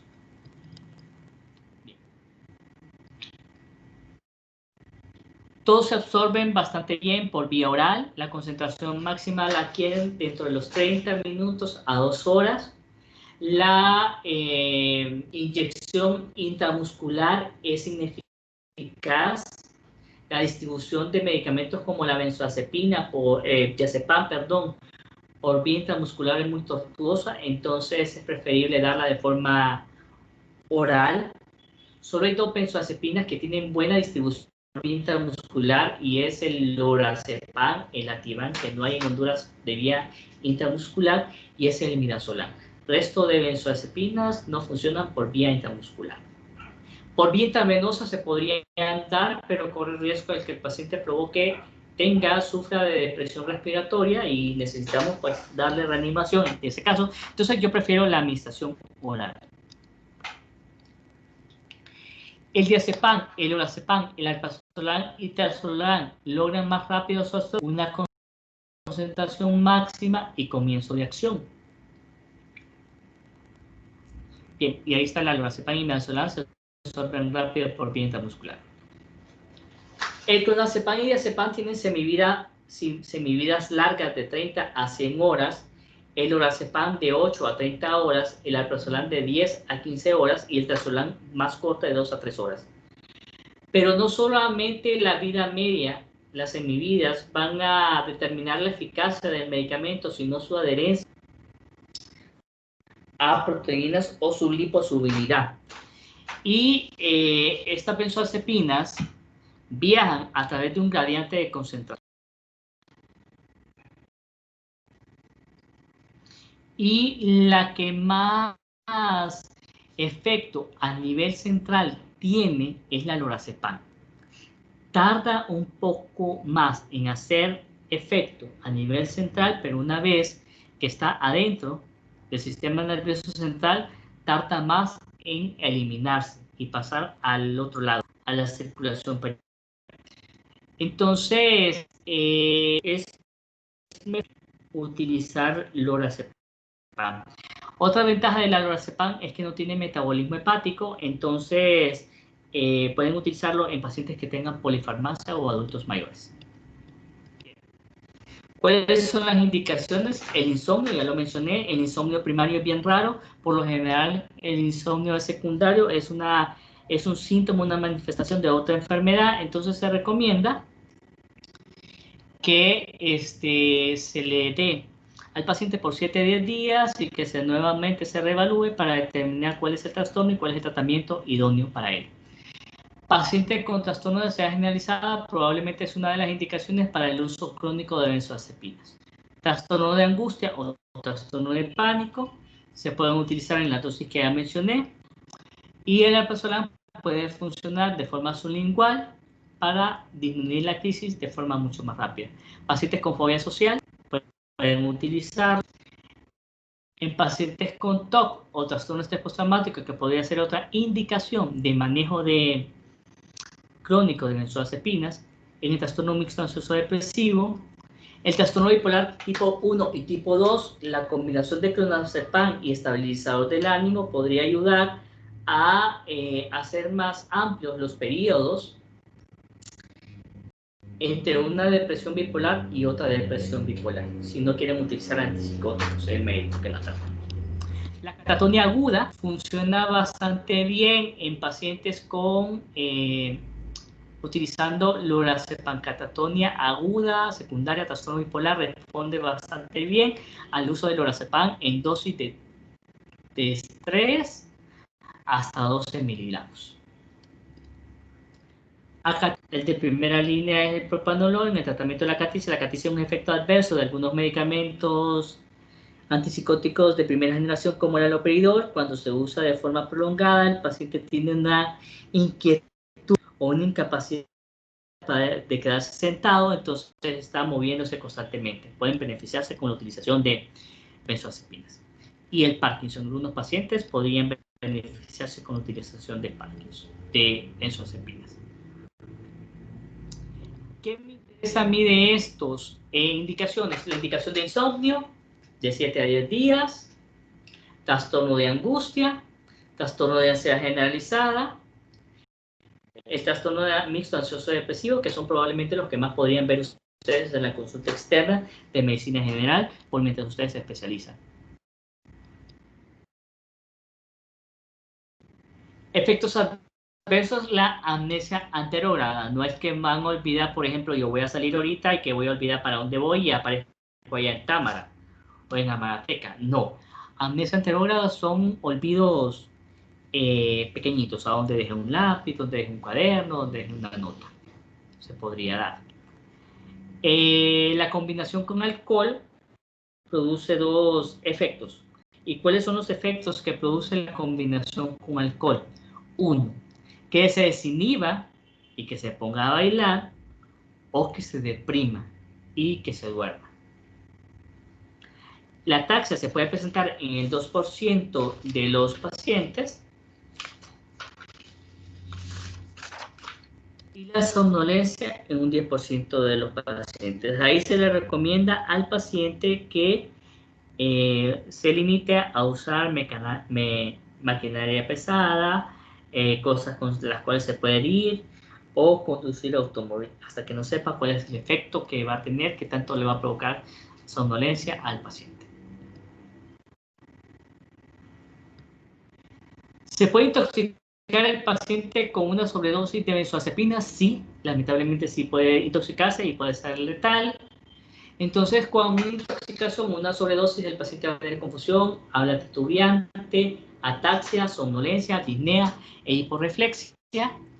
Puede haber deficiencia respiratoria en casos de pacientes con EPOC y apnea del sueño, entonces se tiene que buscar otras alternativas. El alprazolam aumenta el apetito y aumenta de peso, entonces vamos a ver. Y para los psiquiatras se recomienda la utilización de benzodiazepinas durante el embarazo y lactancia. El psiquiatra tiene que determinar con el ginecólogo riesgo-beneficio que puede beneficiarle o no al paciente. Entonces, ¿qué prefiero tener? ¿Una mujer embarazada utilizando benzodiazepinas sin ansiedad o una mujer embarazada con mucha ansiedad? Entonces yo voy a tener que utilizar una benzodiazepina, voy a utilizar probablemente clonazepam, dosis mínima eficaz en la paciente embarazada. La voy a tener que suspender 1 o 2 semanas antes de la fecha probable del parto para reducir el riesgo de que el niño nazca con síndrome de abstinencia y evitar la utilización de benzodiazepinas durante la lactancia porque sí pasa a través de la leche y puede provocar en el niño bradicardia, somnolencia y disnea.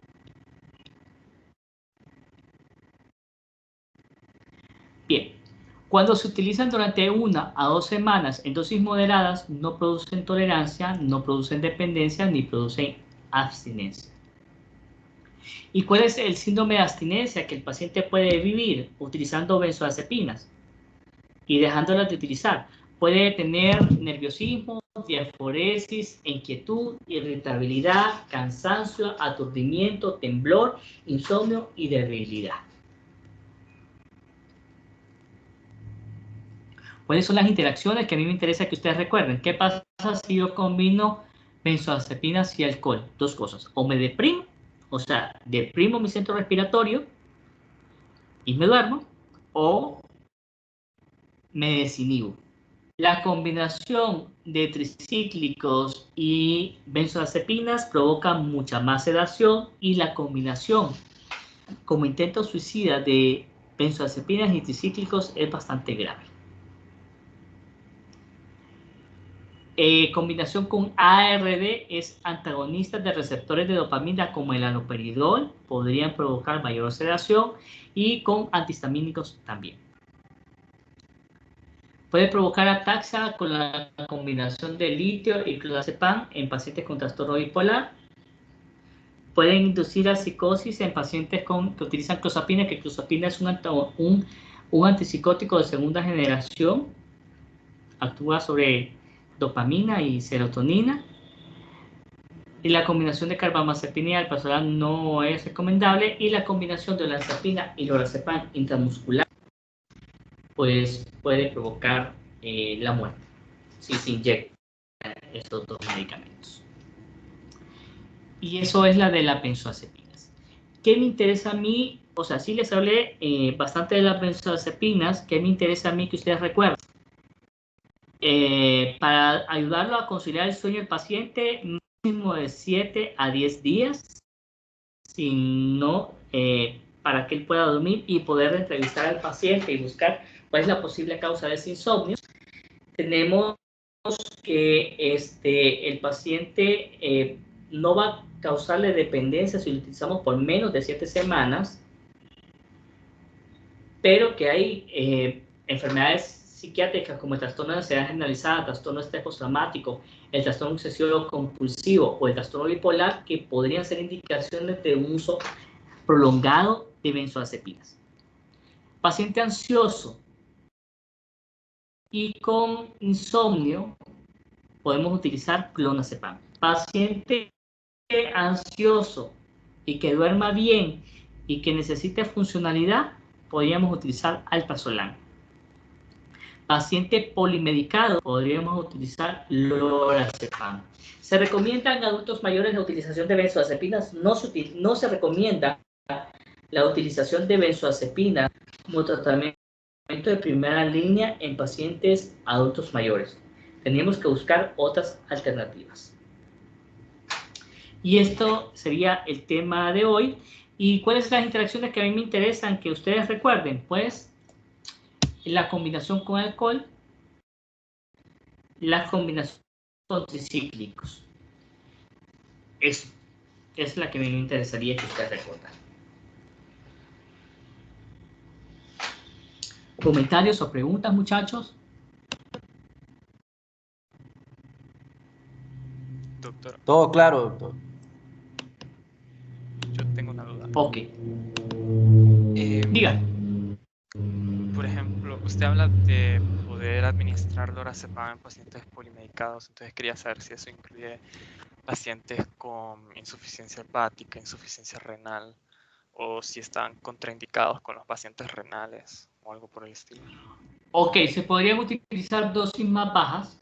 Recordemos que como hay una limitante en cuanto al aclaramiento renal, entonces podríamos utilizar, por ejemplo, la dosis de lorazepam podría ser de 2 a 6 miligramos, entonces probablemente yo podría utilizar 0.5 miligramos en esos pacientes para poderles ayudar.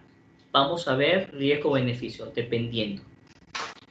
Y la lorazepam no tiene tanto metabolismo hepático, entonces podríamos utilizarlo en algunos pacientes.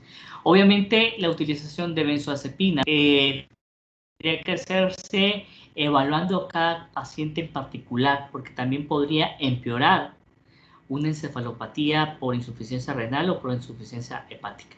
Entonces, vamos a individualizar, dependiendo del grado de funcionalidad de sus riñones y de su hígado, podemos utilizarlos o no, pero es bien individualizado. Doctor, y otra, Si no tiene encefalopatía. Diga. Okay. Gracias, doctor. una duda.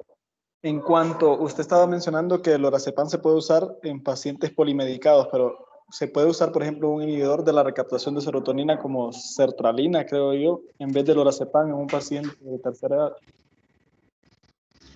Ok. ¿Qué pasa con el efecto de las benzodiazepinas? Es mucho más rápido. Es rápido. Si ustedes ven, la absorción es de 30 minutos a 2. Entonces yo les digo, las benzodiazepinas actúan aquí y ahora. No es para un tratamiento a largo plazo. ¿Qué pasa con los antidepresivos? Cualquier antidepresivo va a tener una eficacia después de las 2 a 3 semanas. Entonces, yo puedo iniciarle un antidepresivo, puedo iniciarle una sertralina a un paciente con ansiedad, o puedo iniciarle escitalopram, o puedo iniciarle paroxetina a un paciente con trastorno de pánico, pero van a pasar 2 o 3 semanas con crisis a repetición, porque el medicamento todavía no le va a funcionar.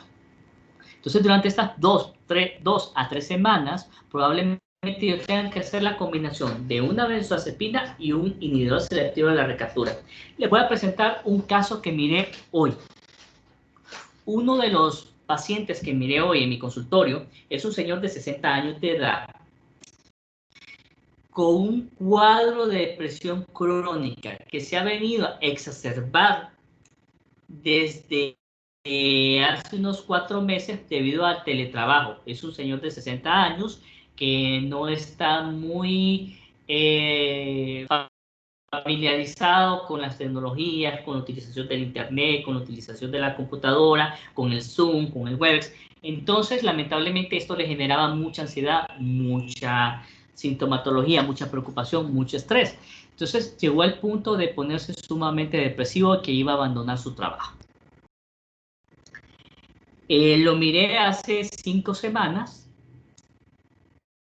Le inicié un cuarto de clonazepam por la noche porque tenía dificultades para dormir.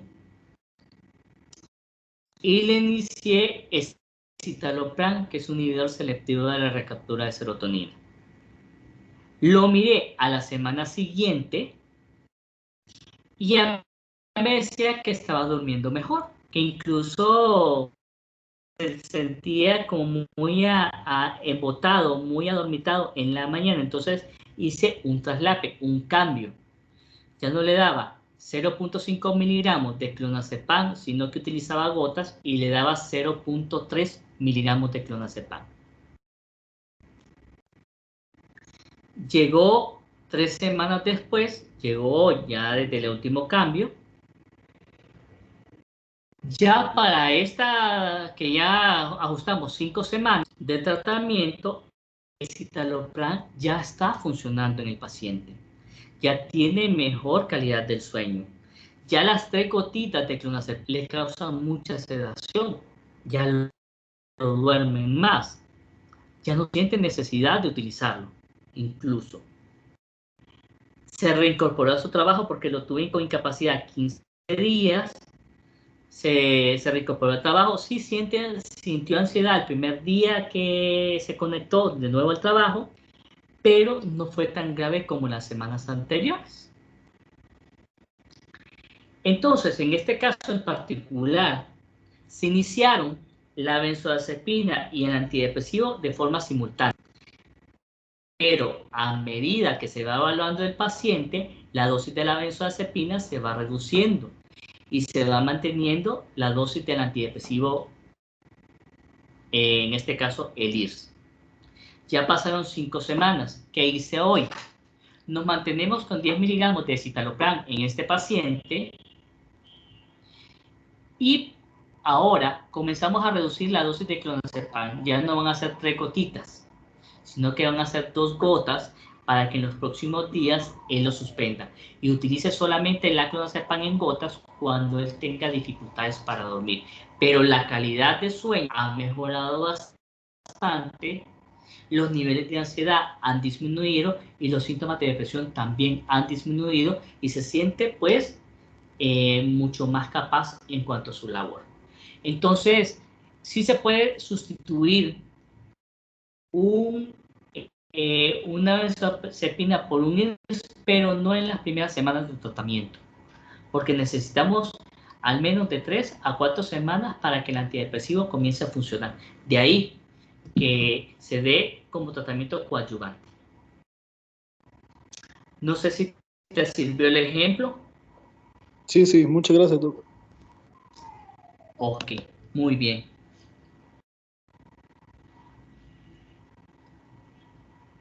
Entonces,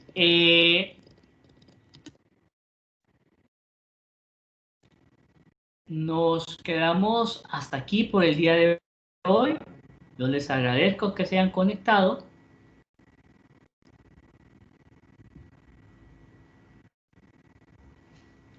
Y solo quiero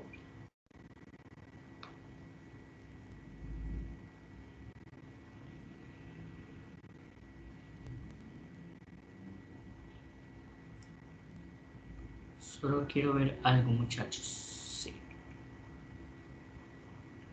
Voy a pasar lista. Valeria Sofía. Presente, doctor. Carla Isabel. Presente. Carlos Eduardo Romero.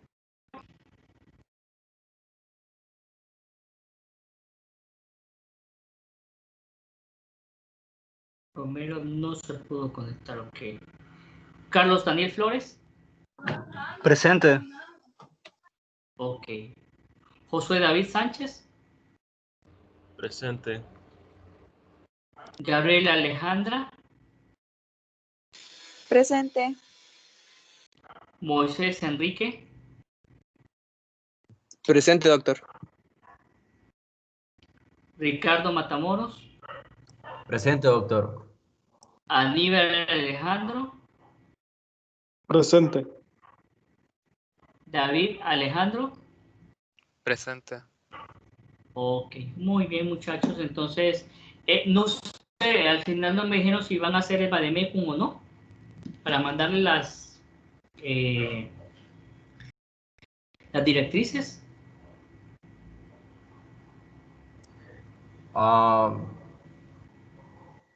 Hoy le decimos, doctor. Hoy le decimos. Oh, ok, muy bien.